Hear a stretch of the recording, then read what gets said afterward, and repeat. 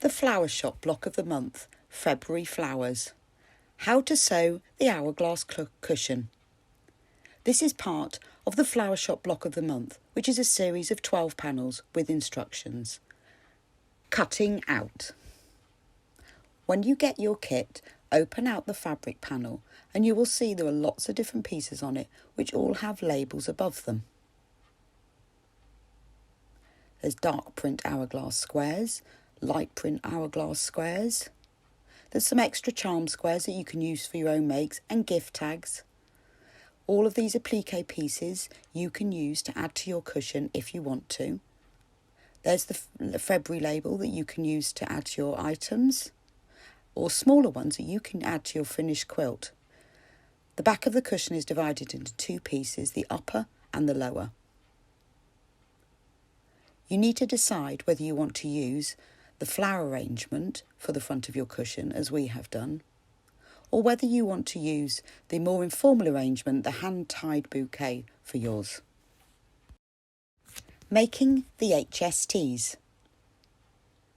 You need to take one light print hourglass square and on the wrong side of it, draw a diagonal line. I've used an erasable pen for this, but you could use a pencil, going from one corner to the opposite corner. Doesn't matter which. I've gone from the top left to the bottom right. Now take one dark print hourglass square and place these two right sides facing so that the drawn line is on the top. Pin together just away from the centre line because you're going to stitch 1/4 inch at either side of this. So place your pins a little bit further, maybe 1/2 inch outside, just to hold them straight, making sure all the raw edges match up. Now you need to sew 1/4 inch either side of this. You can use your machine foot to gauge that, but if you're new to this or you want to make it a bit easier for yourself, draw a line 1/4 inch either side of this central line. These 1/4 inch lines are your sewing line. The central line will be your cutting line. Now you need to sew down those outer drawn lines. Place the two pieces of fabric under your machine and sew together along those outer drawn lines, or if you're using your machine foot for guidance, then 1/4 inch outside the drawn central diagonal line. Sew all down one side, one line, and then sew down the other. And you can see, because you've placed your pins a little bit outside the line, you don't need to remove them as you go, so everything stays together. Now, cut along that central line. You can use scissors or a rotary cutter for this, just to separate them. And now you have two triangles. Or you've got two HSTs, which means half square triangle. Open them up, do one at a time, and place them so you press the seam allowance towards the darker fabric. If you do that, it will help when you join them together later so that the seams will nest nicely. Open up the other one in the same way and make sure the seam allowances are both facing towards the darker fabric. You've now got two HSTs. Now it's time to make the hourglass blocks. Take one of the HSTs you've made before and, taking a ruler and a pen, on the wrong side, draw a diagonal line from one corner to the other, making sure that this line passes through the seam that you sewed earlier. Now take another HST, place it right sides up, and place the drawn line HST right sides facing on top. Make sure the dark fabric faces the light fabric on one side and the light fabric faces the dark fabric on the other side. Match up the seams and pin them together. Because you press them to one side, they will nest easily, which means if you wiggle them around a little, they will nicely lock into place, because it's important that these seams match. But taking the time to have pressed them to one side earlier towards the dark side makes this really easy to do.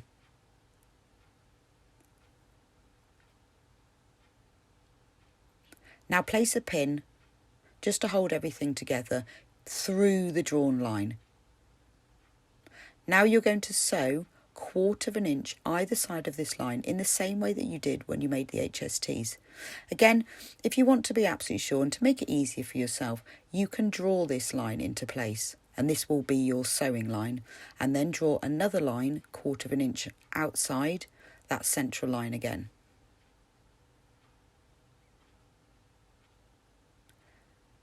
Sew together down one line and then sew together down the other line.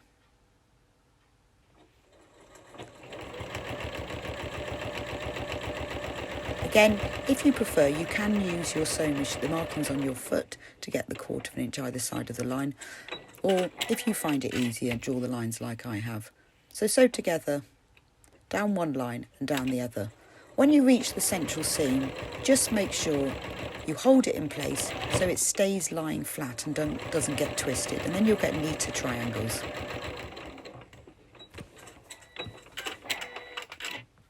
Now cut along that drawn central line to separate them.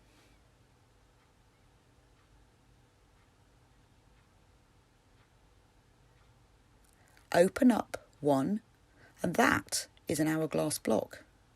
You've got really neat triangles all meeting in the centre without any of those stretchy bias edges that you would have if you were using triangles to sew together. And by using the two blocks, the two pieces of fabric, you get to create 2 hour blocks in one go. Now you need to trim them because they're a bit bigger than you need. It's easier to make them bigger than you need and then trim them later. You need to trim them so they are exactly 3.5 inches square. If you take the diagonal line on your ruler, make sure that's placed along the diagonal of the triangles, and then you'll be sure that they're evened up. So trim one side, take your ruler and make sure it measures exactly 3.5 inches, and then trim off. Depending on how accurate you've cut, you might cut quite a bit off the edge, or it might be just those little triangles sticking out that are called dog ears. But as long as your square measures 3.5 inches, then you will get a perfect finish. It's much easier if you've got a rotating cutting mat. This makes this job a little easier because you can move the mat around each time rather than the fabric, and it's just quicker to do. So that's one trimmed block. You've got an hourglass block now. Adding the hourglass border. Repeat that process to make 20 hourglass blocks in the same way, using all of the squares from the panel. Now, to make the top row, take 4 squares and place them right sides up so that the hourglasses are facing in opposite directions. Now take another 4 for the bottom row and place them right sides up, again facing in opposite directions, but this time alternating, as you can see from here. So all the hourglasses face in different directions for the top row and the bottom row. Sew them together end to end to create the top row border and the bottom row border. Pin them together first, making sure those seams match up. I like to pin together a whole row and then sew them together in one go. Because you've trimmed the blocks to an exact 3.5 inch square, you'll find that they match up quite easily. That's why it's worth taking the time to trim them accurately. It makes the sewing together easier. Now stitch the top row together and stitch the bottom row together. Once you've done that, take your chosen central panel and put the top row right sides facing along the top and pin into place. It will fit exactly because you cut and trimmed your hourglass blocks to the right size.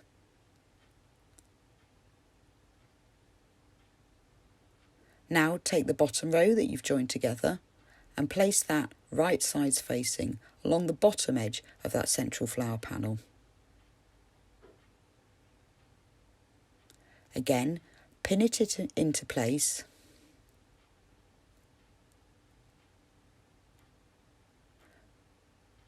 Pop a pin in at either end and put a pin in at the centre. Now sew together along the top row, along the bottom row to join it all together.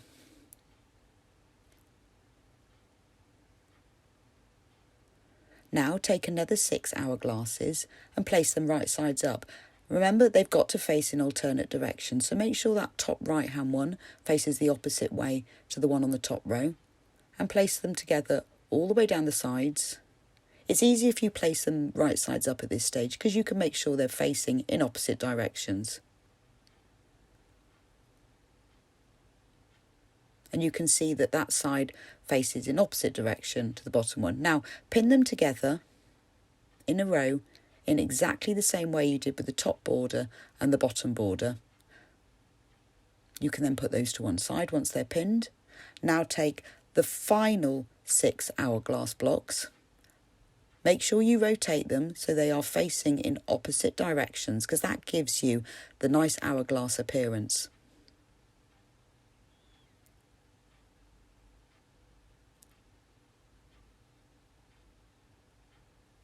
Once you're happy that you've got them all the right way up, you can pin them together and sew the rows together at the short ends.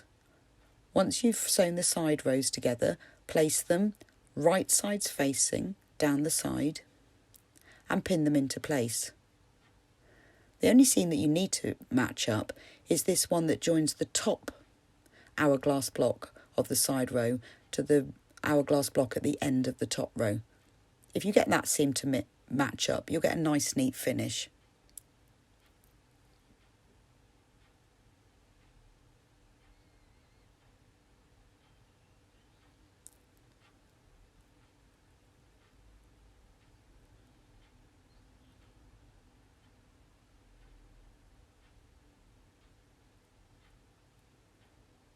Once you've pinned it at either end, pin it together in the centre, stitch into place. Take the other side row, pin that right sides together, matching the seams, and sew it into place. You've now finished the cushion front. If you want to use any of the extra elements on the panel to applique, then do so at this point. I pressed Bondaweb to the back of the jug applique piece and then pressed and stitched that on top of the jug. Quilting the cushion top. Place the quilt backing fabric right sides down with the wadding over that, then the pieced cushion front right side up and centrally on top. Tap the 3 layers together, then quilt through all layers in your preferred pattern. I worked a blanket stitch around the applique jug and then some green stitching across the stems and leaves. Once you've quilted all the way around the edge, I quilted around the hourglass blocks as well, and also around the edge of the panel.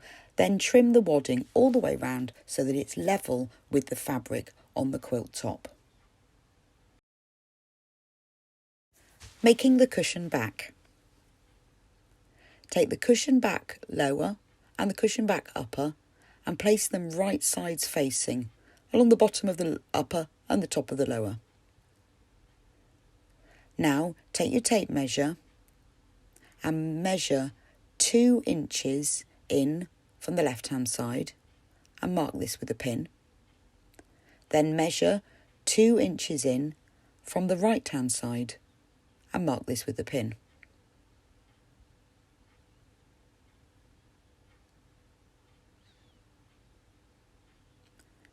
And then pin them together at either end. You can then pin them together between those pins. Sew together, using a 1/2 inch seam allowance this time, sew together from either end to the pin and then between the pins using a really long stitch on your machine. So a normal stitch for the 2 inches either side and a long stitch in the centre. These are tacking stitches that you'll remove later in the centre. Open up the seam so that it's nice and flat and press.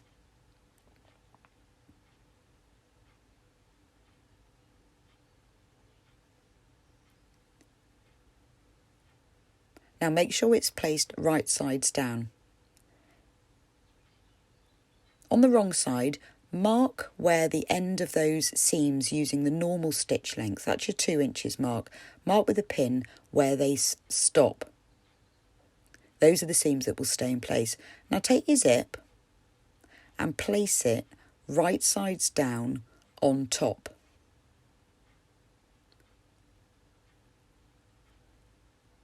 Place the end of the zip slider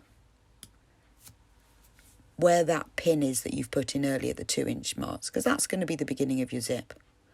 Now pin the zip tape in position all the way along. What you need to check as you go along is that the centre of the zip teeth is sitting on top of the centre of the seam that you've done. This means that your zip will be in the centre when you've finished and opened out your zip. So just pop a pin in, and then before you pin it into place the next section, just check that the zip is lying on top of the seam. When you get to the other end where the pin mark is, just move the pin and put it onto the zip. Now place pins along the other side of the zip tape. You know that it's central, so you don't need to check it this time. Pin the ends of the zip tape into place where the slider is, just pulling them across a little bit so that they're lying straight. Now, to get a neater finish, you need to stitch this zip into place from the right side. So, you're going to have to pin it together. You don't need to check anything, everything is already pinned into place. So just put some pins in from the right side. I tend to put them between the pins that I've marked on the wrong side, just so that they go in more easily. This is easy to pin in because everything's already in place. To help with removing the pins later when you're sewing the zip in place, try to remember to turn the fabric round so that the ends of the pins are facing away from the direction you'll be sewing on. It's easier to take them out when you've got the fabric under the machine.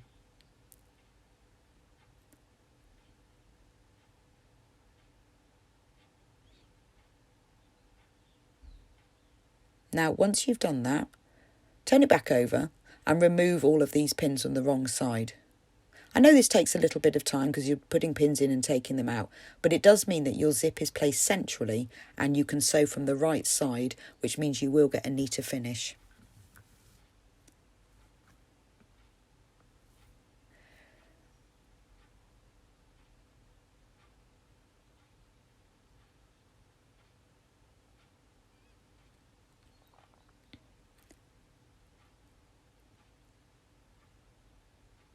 Now you need to sew this into place using a zip foot on your machine,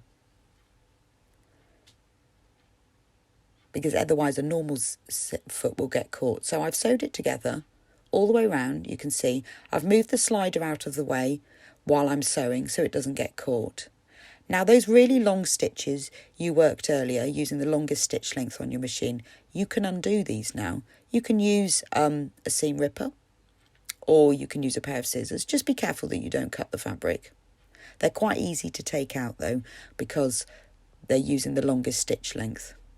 So just take a little bit of time to remove all of those without cutting any of the fabric as you do it. Assembling the cushion. Now you've got a neatly inserted zip. The slider, you can open it up all the way, but move it so the slider's in the centre. Now you can trim off the ends of the zip because you won't need these, just beyond the ends of the stitching. That's why it's much easier to use a longer zip than you need, because it's easier to put it in place and then trim it off later. Keep the zip slider in the centre. Now take your quilted cushion front and place it right sides up. Take your cushion back with the zip inserted and place it right sides together on top. The cushion back is a little bigger than the cushion front. This makes it slightly easier to join together. In case of any differences in seam allowances, it's easier if the cushion back is a little bit bigger because you can trim it later. So place the cushion front centrally onto the cushion back, so there's the same amount sticking out all the way round, and then pin it together.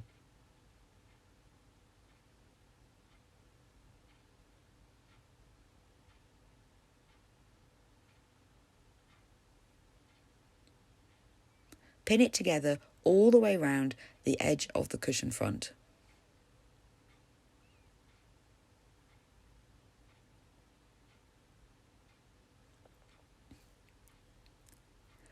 Then sew it together using a 1/4 inch seam allowance. Once you've sewn it together all the way round, you can then trim off that excess. It's better to do this after you've sewn it, but you can see that it's so easy to sew on 1/4 inch seam allowance all the way round, just in a square, and you're not having to get involved with adding zips into side seams, which is always trickier when you've got wadding as well.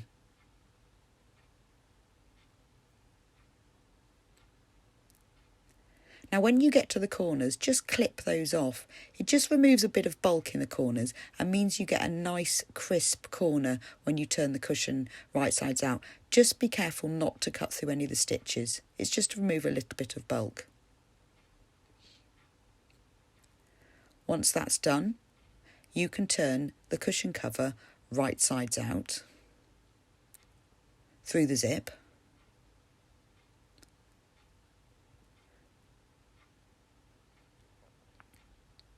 Push your fingers into the corners so that those corners come out as nice little sharp points.